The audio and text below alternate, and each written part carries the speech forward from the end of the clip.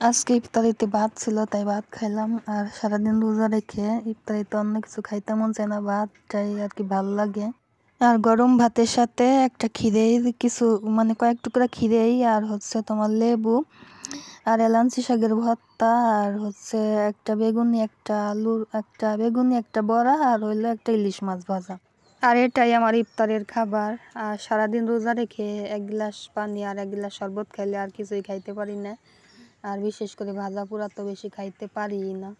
আর সারাদিন রোজা রেখে আর কি ইফতারের সময় একটা খেজুর দিয়ে ইফতার করলে আর কি শরীরের জন্য সবার জন্যই ভালো হয়। আর সারাদিন রোজা রেখে ভাতটাই খাওয়া ভালো। আর রমজান আসার পর তো ভিডিও দেওয়াই হয় না, কারণ সারাদিন রোজা রেখে শরীর এত ক্লান্ত হয়ে যায়। বিকালে রান্না বাড়ার চাপ থাকে, রাতে লম্বা নামাজ থাকে, আর ইফতারি করার পর আর কি শরীরটাও ভালো লাগে না, কেমন যেন অসুস্থ হয়ে যায়। আর এখন ভিউও কম হয়, আগে তো একটু যাই হোক হয়তো, আর এখন একেবারেই ভিউ কম হয়। আর এখন ভিডিও দিতে মনে চায় না, ইচ্ছাও করে না। আর যাই হোক, তোমাদের সাথে গল্প করতে করতে কিন্তু আমার এলাঞ্চি শাকের ভর্তা দিয়েও ভাত খাওয়া আর কি প্রায় শেষের দিকে।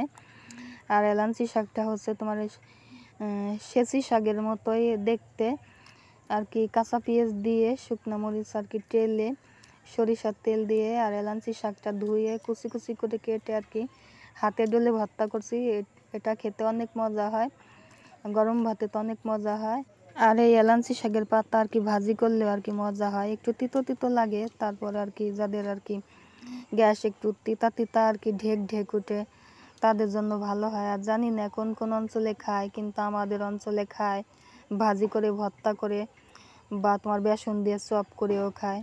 আর ভিডিওটা আজকের মতো এখানেই শেষ করে দিলাম, দেখা হবে পরের একটা ব্লগে।